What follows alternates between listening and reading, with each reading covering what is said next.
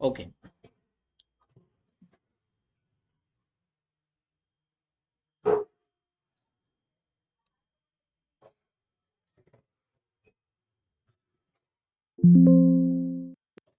ठीक है बेटा, आज का हमारा जो चैप्टर है, चैप्टर का नेम है बेटा aggregate demand and its components.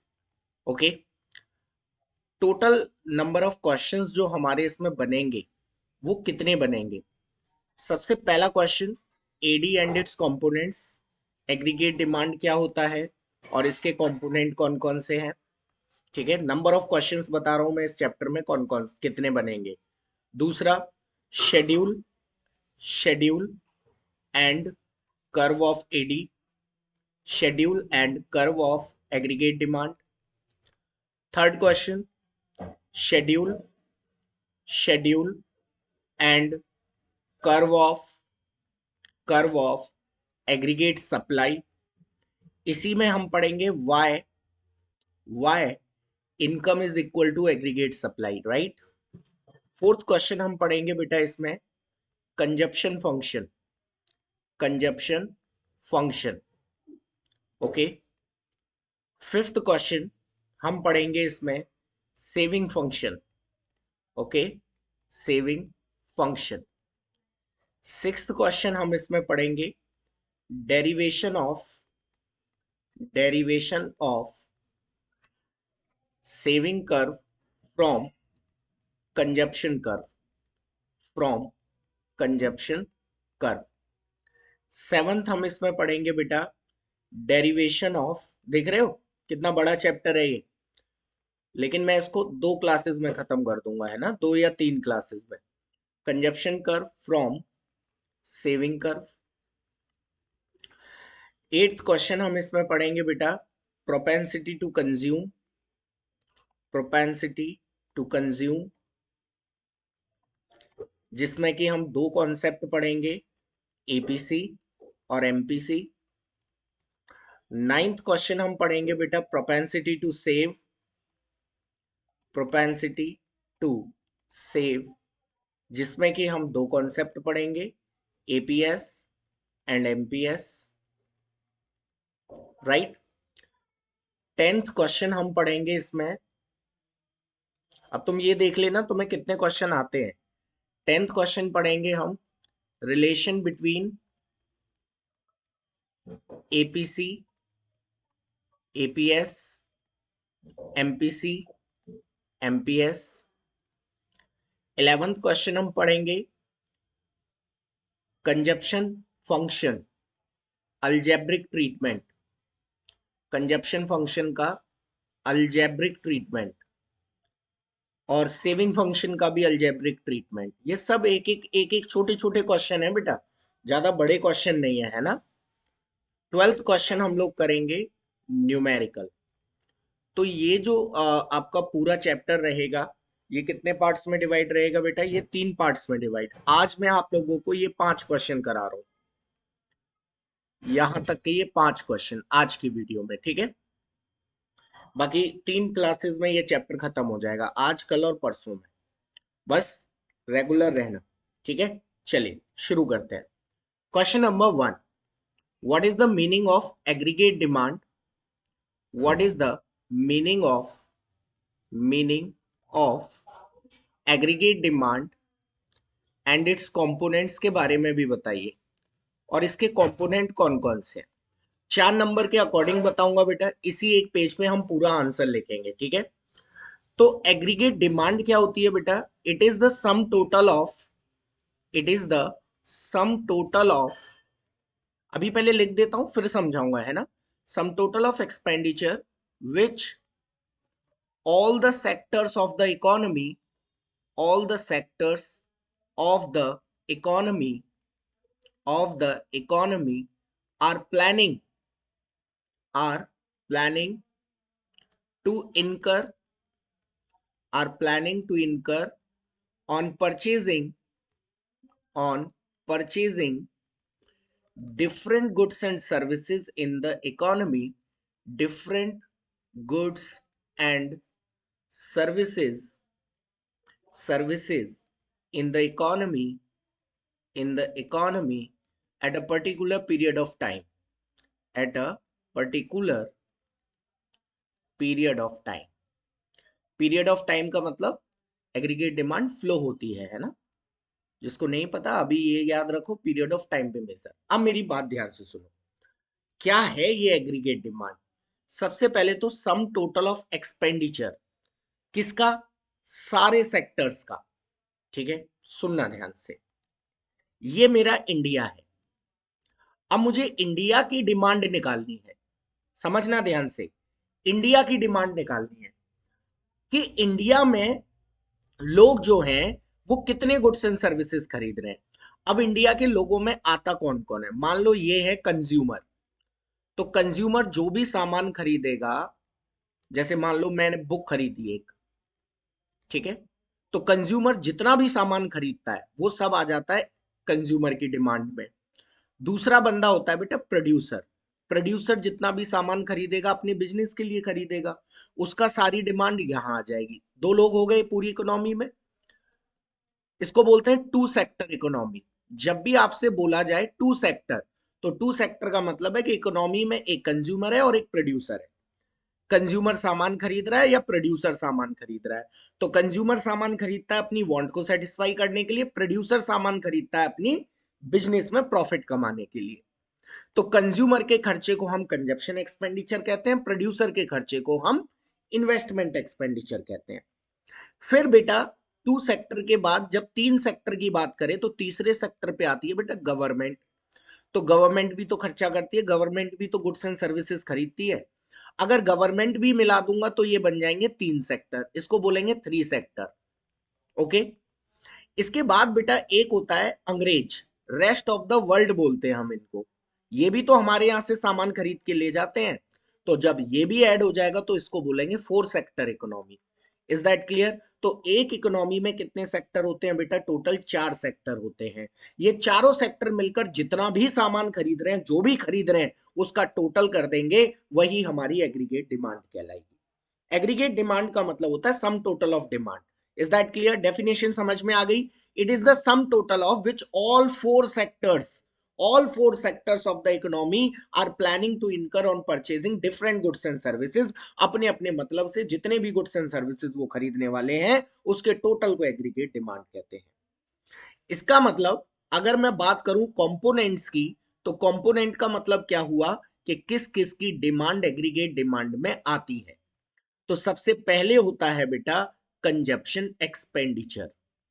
सबसे पहले क्या होता है, कंजप्शन एक्सपेंडिचर, मतलब expenditure bye consumers, expenditure bye consumers. Is that clear, on purchasing different goods and services. दूसरा होता है बेटा प्रोड्यूसर। तो प्रोड्यूसर जो खर्चा करता है उसको बोलते हैं इन्वेस्टमेंट एक्सपेंडिचर। इन्वेस्टमेंट एक्सपेंडिचर यानी कि आई, यानी कि expenditure bye producer. Is that clear, ठीक है। इसके बाद तीसरा होता है बेटा गवर्नमेंट एक्सपेंडिचर, यानी कि गवर्नमेंट कितने खर्चा कर रही है या गवर्नमेंट कितने गुड्स एंड सर्विसेज खरीद रही है, इसको बोलते हैं गवर्नमेंट एक्सपेंडिचर को एक्सपेंडिचर बाय गवर्नमेंट। सिंपल है। इसके बाद बेटा चौथे नंबर पे आता है नेट एक्सपोर्ट। नेट एक्सपोर्ट का मतलब होता है एक्सपोर्ट माइनस इंपोर्ट, यानी कि बाहर के लोगों ने मुझसे कितना सामान खरीदा, यानी कि expenditure by rest of the world. बाहर के लोगों ने मुझसे कितना सामान खरीदा। दैट मीन्स कि aggregate demand is the sum total of expenditure which all the sectors of the economy, यानी कि C plus I plus G plus export minus import, this is aggregate demand. As it is लिख के आ जाओगे, बस इसको ना थोड़ा सा आगे एक्सप्लेन कर देना, बस इसको बाय ऑल द मतलब in the economy all different goods and services which consumers are going to purchase. बस इतना इतना लिख देना, पूरे 4 नंबर आपको इसमें मिल जाएंगे। पहला क्वेश्चन समझ में आया हो तो मैं आगे बढ़ता हूं, नहीं तो अभी इसको दोबारा कराता हूं। सबको समझ में आ गया, वेरी गुड, ठीक है।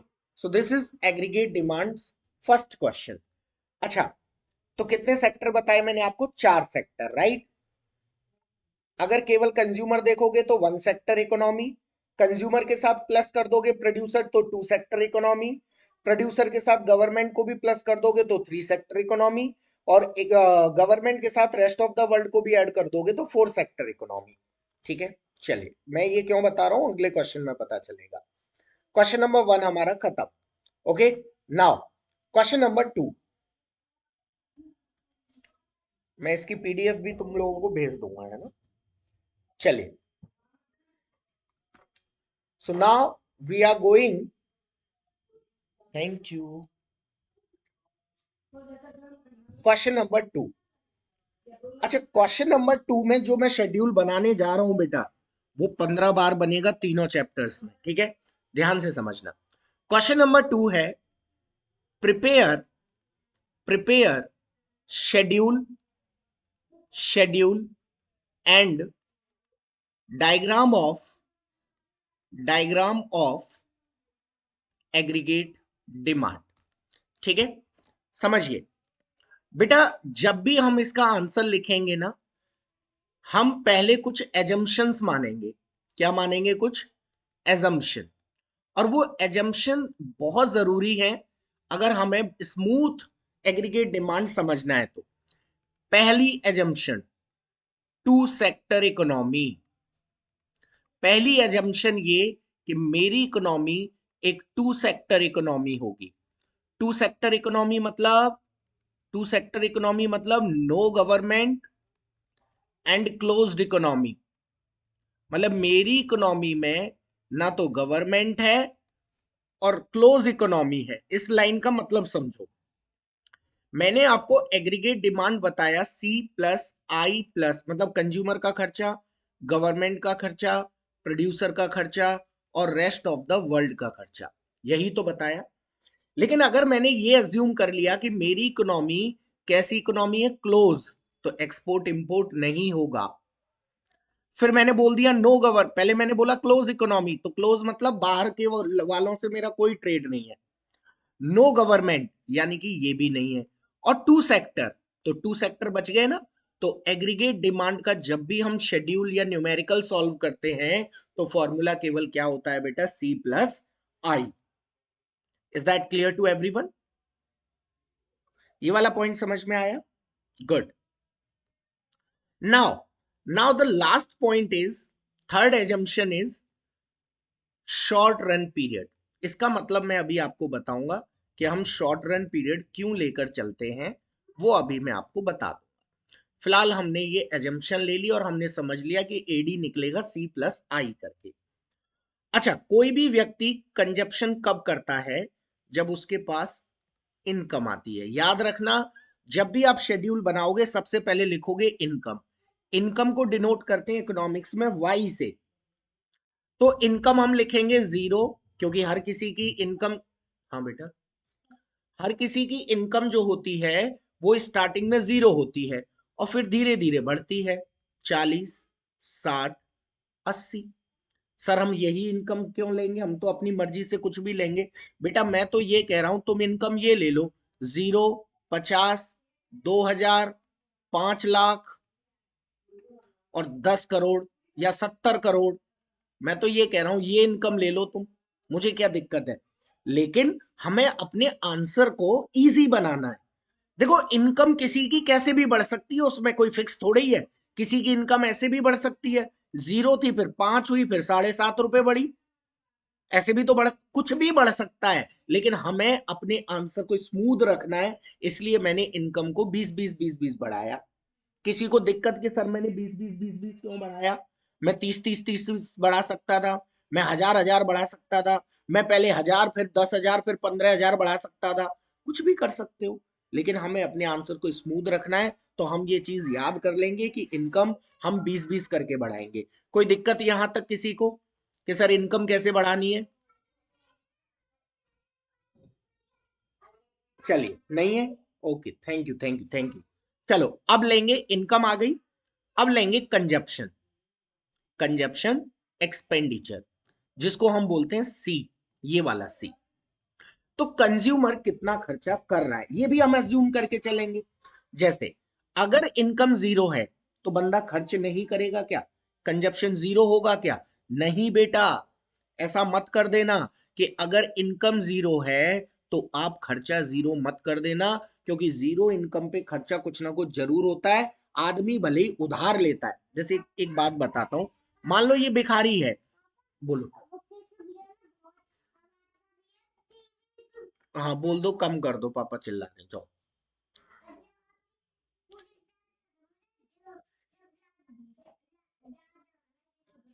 ठीक है। मान लो ये भिखारी है, इसके पास एक भी रुपया नहीं है, तो क्या इसका कंजप्शन जीरो होगा? इसकी इनकम जीरो है तो क्या इसका कंजप्शन नहीं? ये हो सकता है भीख मांग के खा रहा हो सकता है किसी से उधार ले रहा हो। तो इकोनॉमिक्स में हम फ्री की चीजों की बात ही नहीं करते, हम ये मान लेते हैं कि इसने उधार लिया होगा। राइट। तो मान लो कि कंजप्शन जब जीरो है तो इसने 10 रुपए 20 रुपए का कंजप्शन किया किसी से उधार लेके, इस भिखारी ने। फिर जब इसकी इनकम बढ़ी तो इसका खर्चा बढ़ा, फिर इसकी इनकम और बढ़ी तो इसका खर्चा और बढ़ा, फिर इसकी इनकम और बढ़ी तो इसका खर्चा और बढ़ा, फिर इसकी इनकम और बढ़ी तो इसका खर्चा और बढ़ा। लेकिन एक चीज नोटिस करो कि इनकम 20-20 बढ़ रही है, खर्चा 10-10 बढ़ रहा है।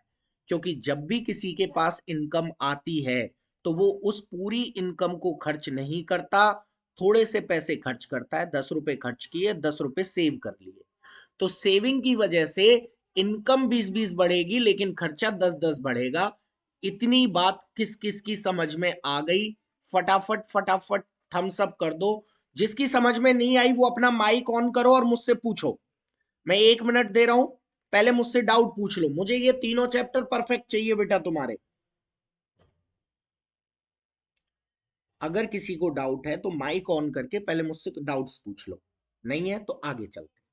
ठीक है, ओके। अब बात करते हैं बेटा इन्वेस्टमेंट एक्सपेंडिचर। देखो मैंने सी ले लिया, देखो एग्रीगेट डिमांड में मैंने सी ले लिया, अब मुझे आई लेना है। आई भी मैं अपनी मर्जी से लूंगा। Investment expenditure is I. तो मैंने एक ले लिया 10, तो बेटा हर यूनिट पर कितना होगा? 10 होगा। सर ये क्या हुआ, ऐसा क्यों हुआ? ऐसा हुआ इस वाली एजम्पशन की वजह से, शॉर्ट रन पीरियड।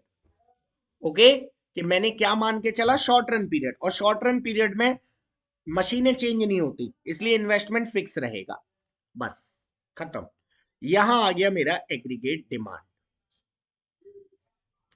कैसे आया मेरा aggregate demand? Aggregate demand equal to C plus I. तो इन दोनों को प्लस करो, 30। इन दोनों को प्लस करो, 40, 50, 60 एंड 70। सॉरी, गलत कर दिया क्या? 30, 40, 50, 60, ये, हाँ हाँ सही है सही है। 20, बेटा ये 60 आएगा ना, इधर 60 आएगा। 10-10 बढ़ाना है कंजप्शन। 20, 30, 40, 50, 60, हाँ। तो ये आ जाएगा 70। बोलिए, this is the schedule of aggregate demand. और ये बेटा 20 बार बनेगा, 20 बार, 15 से 20 बार। जब तक मैं ये सात तीनों चैप्टर खत्म कराऊंगा ये 20 बार बनेगा। Is that clear? अब चलिए डायग्राम बनाते हैं इसका। देखो मैं पहले एक बार और थोड़ा सा तो मैं रिवाइज करा दूं। मैंने कैसे बनाया? मैंने सबसे पहले इनकम ली, 0, 20, 40, 60, 80। फिर मैंने कंजप्शन लिया 20। जीरो पर कंजप्शन कभी जीरो नहीं होता, इसलिए मैंने 20 लिया। फिर 10-10 करके बढ़ाया। सर 10-10 क्यों बढ़ रहा है? देखो इनकम 20-20 बढ़ रही है लेकिन खर्चा 10-10 इसलिए बढ़ेगा क्योंकि बाकी के 10 रुपए बंदा सेव कर रहा है। इन्वेस्टमेंट हमेशा कांस्टेंट रहेगा। इस शेड्यूल को याद कर लो। इससे बनेगी aggregate demand, that is C plus I. तो 30, 40, 50, 60, 70। आई होप कि सबकी समझ में आ गया एग्रीगेट डिमांड का शेड्यूल। ओके, चलिए अब ज्यादा रिपीट नहीं करूंगा इसके बाद में, है ना। अब बनाएंगे इसका डायग्राम। तो डायग्राम ना, आप कभी भी पॉइंट्स प्लॉट मत करना बेटा, है ना। डायग्राम बनाते समय आप कभी भी पॉइंट्स प्लॉट मत करना। This is X axis, this is Y axis. यहां पर आएगी इनकम, यहां पर आएगा आपका कंजप्शन और इन्वेस्टमेंट, और दोनों को ऐड करके एग्रीगेट डिमांड। देखो ध्यान से समझना, तीनों अलग अलग कलर लेकर मैं समझाऊंगा तुम्हें, है ना, कैसे बनता है। सबसे पहले इन्वेस्टमेंट का कर्व कांस्टेंट हो जाएगा एक्स एक्सिस के। क्यों हो जाएगा साहब? कि जीरो इनकम है तब भी 10, जीरो इनकम है तब भी 10, 20 इनकम है तब भी 10, 40 इनकम है तब भी 10, 60 इनकम है तब भी 10 और 80 इनकम है तब भी 10। तो ये कांस्टेंट हो गया। Okay, now consumption curve starts from y intercept. Consumption का कर्व हमेशा y इंटरसेप्ट से शुरू होगा। कंजप्शन कर्व कभी भी ओरिजिन से शुरू नहीं होगा, क्योंकि जीरो पर, जीरो इनकम पर कंजप्शन जीरो थोड़ा ही है। जब इनकम भी जीरो होती और इधर से कंजप्शन भी जीरो होता तब कंजप्शन का कर्व यहां से शुरू होता, लेकिन कंजप्शन हमारा जीरो नहीं है, इसलिए जो कंजप्शन का कर्व है वो कभी भी जीरो से शुरू नहीं होगा। वो वाई एक्सिस पे 10 से ऊपर आएगा 20, देखो 20 से शुरू हो रहा है ना, और फिर बढ़ता चला जा रहा है 20 30 40 50 60। तो 20 30 40 50 60, दिस इज माय कंजप्शन। तो ये आ गया इन्वेस्टमेंट और ये आ गया कंजप्शन। अब इन दोनों को जब मैं ऐड करूंगा तो एग्रीगेट डिमांड की लाइन बेटा इनके ऊपर बनेगी parallel to consumption curve. This is aggregate demand C plus I. बोलिए कोई दिक्कत? सर पैरेलल क्यों बन रही है कंजप्शन के? क्योंकि बेटा मैं एक फिक्स अमाउंट में आई को ऐड कर रहा हूं, इसलिए इसमें और इसमें कोई चेंज नहीं आएगा। ये भी स्ट्रेट जाएगी, ये भी स्ट्रेट जाएगी। देखो इसमें भी 10-10 का चेंज है और देखो इसमें भी 10-10 का चेंज है, एग्रीगेट डिमांड में भी 10-10 का चेंज है, इसलिए ये हमेशा पैरेलल रहेगी। बोलिए कोई दिक्कत? ठीक है, हमारे दो क्वेश्चन खत्म हो गए। ठीक है बेटा, चलिए अब चलते हैं क्वेश्चन नंबर 3 की तरफ। Question number 3, question number 3 is draw schedule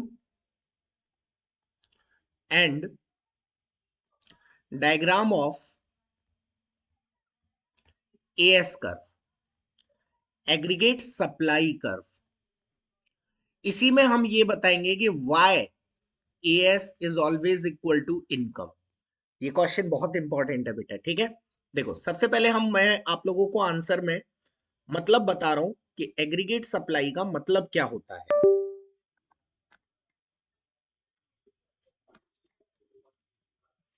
हम्म तो सबसे पहले मैं आपको मतलब बता रहा हूं एग्रीगेट सप्लाई का मतलब क्या होता है। देखो एग्रीगेट डिमांड का मतलब क्या था?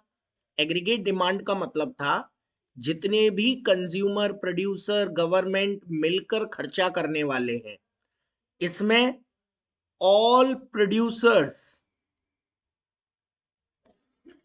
प्लानिंग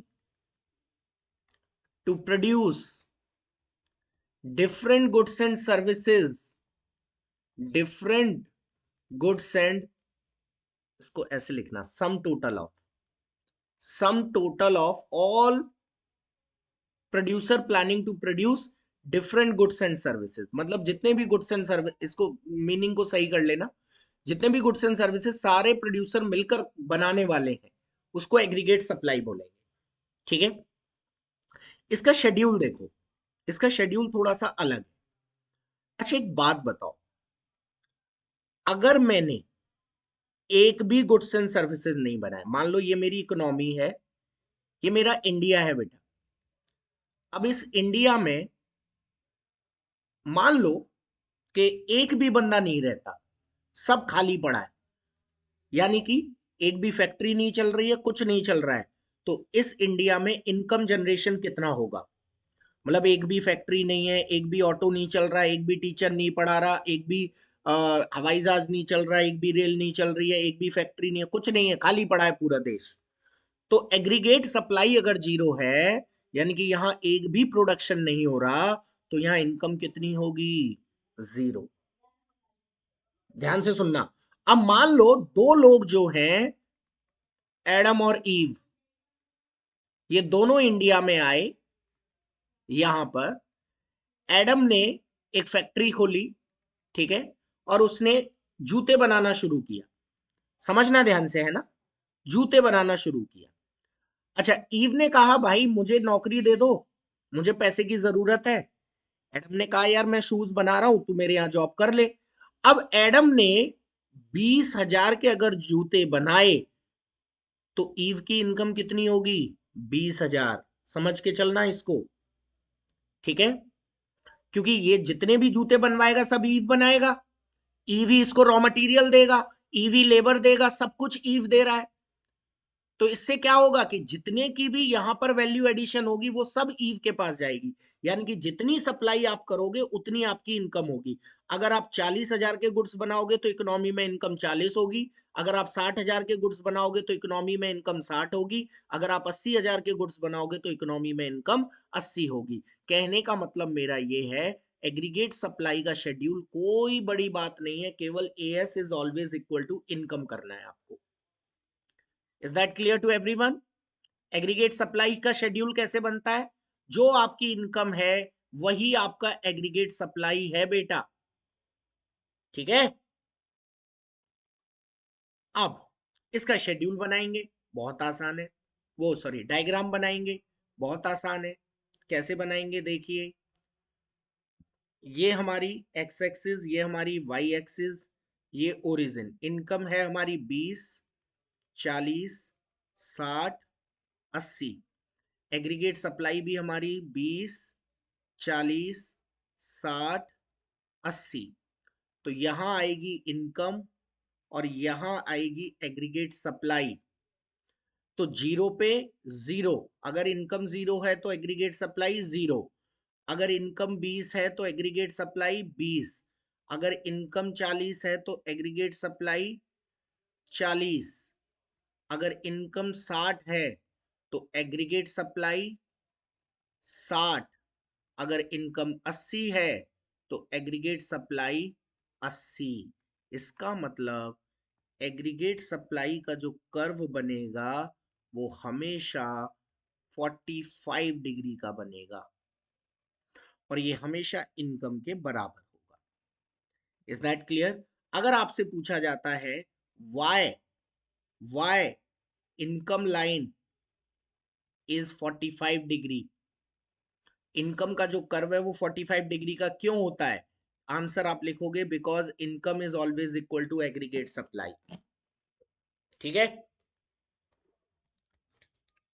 बताइए, कोई डाउट है बेटा इस क्वेश्चन में? माइक ऑन कर सकते हो, कोई दिक्कत नहीं है, मुझे बता दो अगर कोई दिक्कत है तो। ठीक है, ओके। तो हमने ये पढ़ा एग्रीगेट डिमांड का कर्व, ये पढ़ा एग्रीगेट सप्लाई का कर्व। एक बार मैं फिर से तुम लोगों को बना के दिखा देता हूं अलग अलग दोनों के कर्व। ये है हमारा इन्वेस्टमेंट, ये है हमारा कंजप्शन, और इसके ऊपर है हमारा एग्रीगेट डिमांड, और ये है हमारी इनकम की लाइन। कितने डिग्री? 45 डिग्री। इसका मतलब अगर मैं इनकम को और एग्रीगेट डिमांड को एक साथ बनाऊं तो डायग्राम कुछ ऐसा नहीं बनेगा क्या? ये है मेरी इनकम 45 डिग्री और ये है मेरी एग्रीगेट डिमांड। बताओ, कुछ ऐसा ही तो बनेगा। ये इनकम ऐसे जाएगी 45 डिग्री, आगे ये एडी इसको कट करेगा। बोलो, ठीक है। ये अभी आगे आएगा जब हम डायग्राम बनाएंगे इनका सबका एक साथ। फिलहाल इतना समझ में आया? Question number 1, question number 2 and question number 3। दो क्वेश्चन और है बस आपके, ठीक है। तो आज हमारे 5 क्वेश्चन खत्म हो जाएंगे। Question number 4, explain in brief, मतलब कम शब्दों में। ब्रीफ, याद रखना, ब्रीफ का मतलब कम शब्दों में होता है। Explain in brief consumption function. Consumption function को ब्रीफ में समझाइए। बहुत आसान है बेटा, जो मैंने अभी आपको सारी चीजें बोली है ना, बस वो सारी चीजें हमको लिखनी है। देखिए कंजप्शन फंक्शन की स्टार्टिंग कैसे होगी, आंसर लिखेंगे। कंजप्शन फंक्शन की स्टार्टिंग कैसे होगी? It is the functional relation, functional relation between consumption and income. Consumption function बेटा कोई वो नहीं है कि कोई अलग से कोई फंक्शन चल रहा हो, शादी का, विवाह, कुछ नहीं। इनकम का और कंजप्शन का क्या रिलेशन है, उसको कंजप्शन फंक्शन कहते हैं। Is that clear? यानी कि कंजप्शन का क्या फंक्शन है इनकम के साथ, या मैं इसको ऐसे भी डिनोट कर सकता हूं, consumption is equal to autonomous consumption plus MPC into Y. ये बाद में बताऊंगा। ये अल्जेब्रिक ट्रीटमेंट है।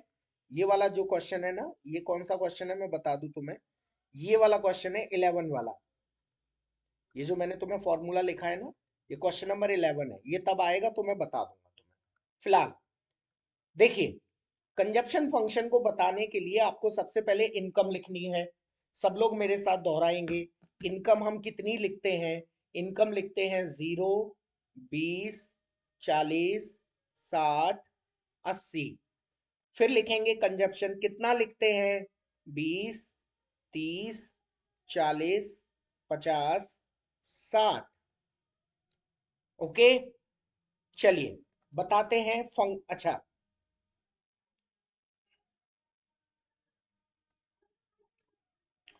अब इनकम और कंजप्शन को एक्स एक्सिस और वाई एक्सिस पे डाल देते हैं।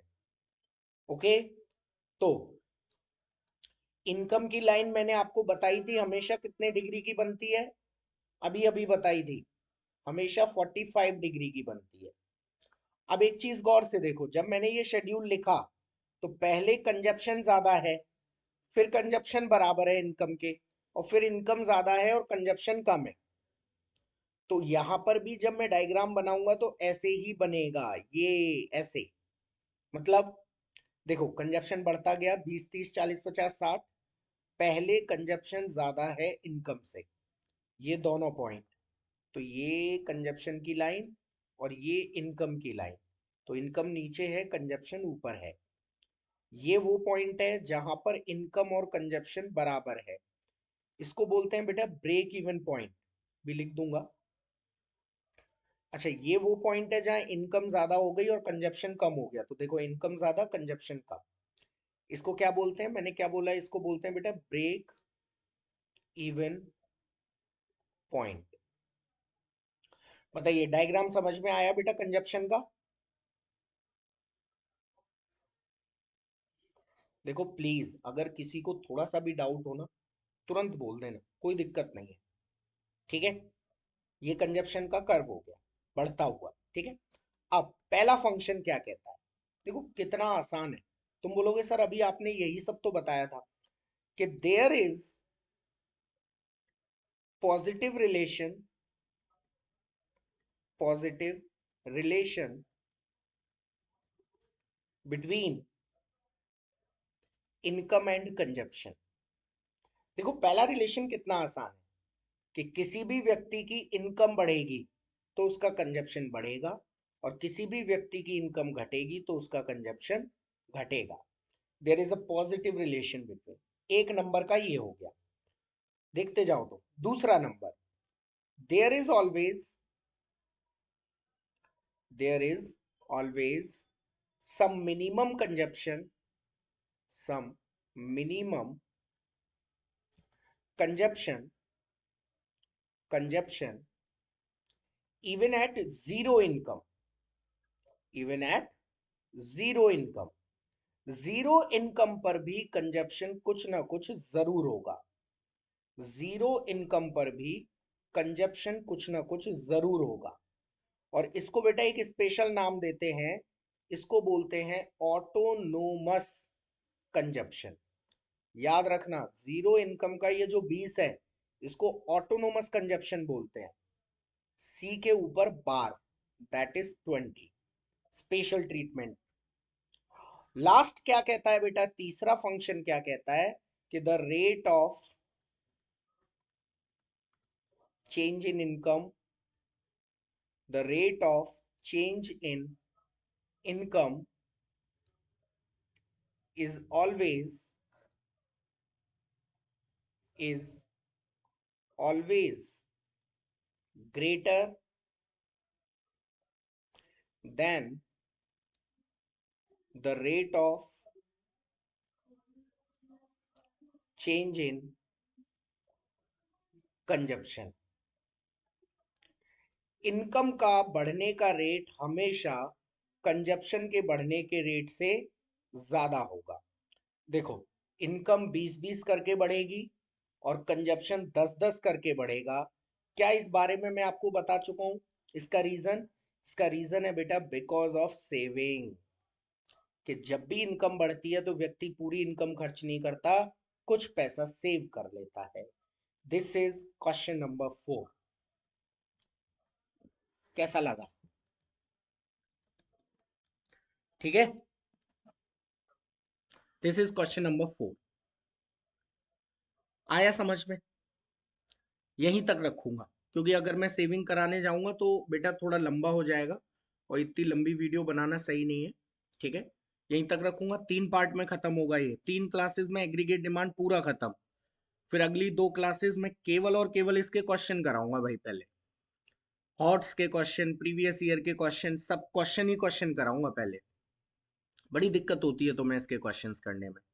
ठीक है, बताइए, एक बार समराइज कर लो पूरा चैप्टर। सबसे पहले हमने देखा एग्रीगेट डिमांड और उसके कंपोनेंट। उसके बाद शेड्यूल हमने बनाया, डायग्राम बनाया एग्रीगेट डिमांड का। उसके बाद हमने एग्रीगेट सप्लाई समझा। उसके बाद हमने कंजप्शन फंक्शन समझा। आया बेटा समझ में? चलिए, ठीक है, इसको मैं कीप कर लेता हूं। कल इसी में मैं आगे बढ़ा दूंगा। ठीक है,